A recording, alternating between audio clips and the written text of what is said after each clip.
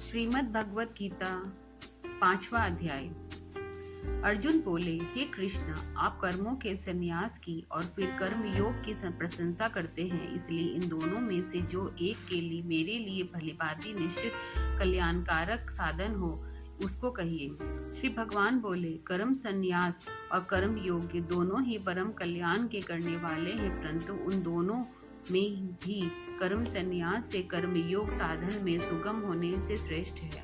हे अर्जुन, जो पुरुष न किसी से द्वेष करता है न किसी की आकांक्षा करता है, वह कर्म योगी सदा सन्यासी ही समझने योग्य है, क्योंकि राग द्वेषवादी द्वंद्वों से रहित पुरुष सुखपूर्वक संसार बंधन से मुक्त हो जाता है। उपयुक्त संन्यास और कर्मयोग को मूर्ख लोग पृथक पृथक फल देने वाले कहते हैं, न कि पंडित जन, क्योंकि दोनों में से एक में भी सम्यक प्रकार से स्थिर पुरुष दोनों के फलस्वरूप परमात्मा को प्राप्त होता है।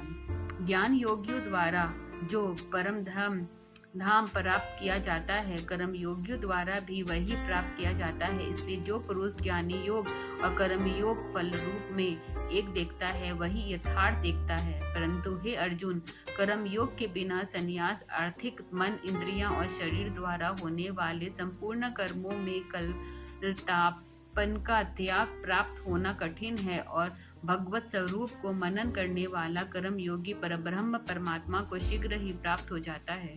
जिसका मन अपने वश में है, जो इंद्रियों एवं विशुद्ध अनंतकरण वाला है और संपूर्ण प्राणियों का आत्मा रूप परमात्मा ही जिनका आत्मा है, ऐसा कर्मयोगी कर्म करता हुआ भी लिप्त नहीं होता। तत्व को जानने वाला सांख्य योगी तो देखता हुआ, सूंघता हुआ, स्पर्श करता हुआ, सूंघता हुआ, भोजन करता हुआ, गमन करता हुआ, सोता हुआ, श्वास लेता हुआ, बोलता हुआ, त्यागता हुआ, ग्रहण करता हुआ तथा आंखों को खोलता और मूंदता हुआ भी सब इंद्रियां अपने अपने अर्थों में बहत रहती है, बरत रही है। इस प्रकार समझकर निसंदेह ऐसा माने कि मैं कुछ भी नहीं करता हूँ। जो पुरुष सब कर्मों को परमात्मा में अर्पण करके और आसक्ति त्याग करके कर्म करता है, वह पुरुष जल से कमल के पत्ते के भांति पाप से लिप्त नहीं होता। कर्म योगी मत व बुद्धि रहित केवल इंद्रिय, मन, बुद्धि और शरीर द्वारा भी आसक्ति को त्याग कर अंतःकरण की शुद्धि के लिए कर्म करते हैं। कर्म योगी कर्मों के फल का त्याग करके भगवत प्राप्ति रूप शांति को प्राप्त होता है, एवं सकाम पुरुष कामना की प्रेरणा में फल में आसक्त होकर बनता है। अंतःकरण जिसके वश में है, ऐसा सांख्य योग का आचरण करने वाला पुरुष न करता हुआ और न करवाता हुआ ही नवद्वारों वाले शरीर रूप घर में सब कर्मों को मन में त्याग कर आनंद पूर्वक सच्चिदानंद घन परमात्मा में स्वरूप में स्थित रहता है। परमेश्वर मनुष्य के न तो कर्तापन की, न कर्मों की और न कर्म फल के संयोग की ही रचते हैं, किंतु स्वभाव ही वर्त रहा है। सर्वव्यापी परमेश्वर भी न किसी के पाप कर्मों को और न किसी के शुभ कर्मों को ही ग्रहण करता है, किंतु अज्ञान के द्वारा ढका हुआ है, उसी से सब अज्ञानी मनुष्य मोहित हो रहे हैं। परंतु जिनका वह अज्ञान परमात्मा के तत्व ज्ञान द्वारा नष्ट कर दिया गया है, उनका वह ज्ञान सूर्य के सदर्श उस सच्चिदानंद घन परमात्मा को प्रकाशित कर देता है। जिनका मन तद्रूप हो रहा है, जिनकी बुद्धि त्रिदूप हो रही है और सच्चिदानंद घन परमात्मा में ही जिनकी निरंतर एक ही भाव से स्थिति है, ऐसे तत्परायण पुरुष ज्ञान के द्वारा पाप रहित होकर अपुनरावृत्त अर्थात परम गति को प्राप्त होते हैं।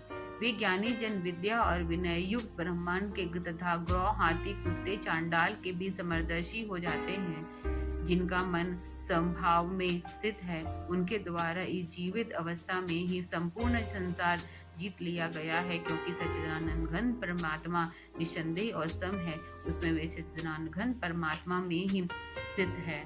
जो पुरुष प्रिय को प्राप्त होकर हर्षित नहीं हो और अप्रिय को प्राप्त होकर द्वंद्व न हो, वह स्थिर बुद्धि, संयम रहित, ब्रह्मवेत्ता पुरुष सच्चिदानंद घन ब्रह्म परमात्मा में एक ही भाव से नित्य स्थित है। बाहर के विषय में आसक्ति रहित अंतकरण वाला साधन का आत्मा में स्थिर हो, जो ध्यान जनिक सात्विक आनंद है उनको प्राप्त होता है। तदंतर वह सच्चिदानंद घन ब्रह्म परमात्मा के ध्यान रूप योग के अभीत्र भाव से स्थित पुरुष अक्षर आनंद का अनुभव करता है, जो ये इंद्रिय तथा विषय के संयोग से उत्पन्न होने वाले सबों के यद्यपि विषयी पुरुषों को सुखरूप भासते हैं तो भी दुख के ही हेतु है और आदि अनंत वाले अर्थात अनित्य है।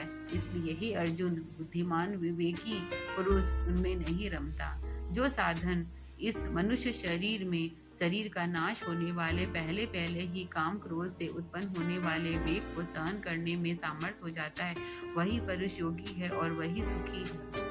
जो पुरुष अंतर्यात्मा में ही सुख वाला है, आत्मा में ही रमन करने वाला है और तथा जो आत्मा में ही ज्ञान वाला है, वह सच्चिदानंद घन परब्रह्म परमात्मा के साथ एक ही भाव को प्राप्त साख्य योगी शांत ब्रह्म को प्राप्त होता है।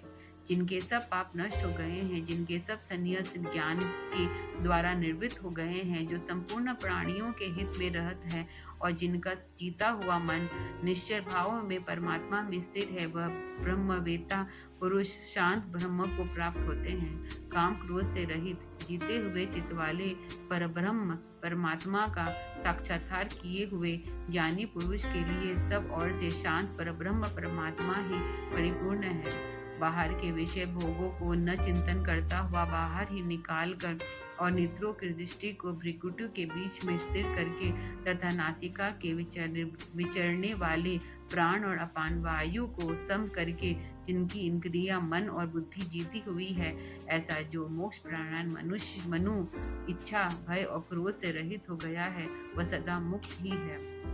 मेरा भक्त मुझको सब यज्ञ और तपों का भोगने वाला संपूर्ण लोकों के ईश्वर का भी ईश्वर तथा संपूर्ण भूत प्राणियों का भी हृदय अर्थात स्वार्थ रहित दयालु और प्रेमी ऐसा तत्व से जानकर शांति को प्राप्त होता है।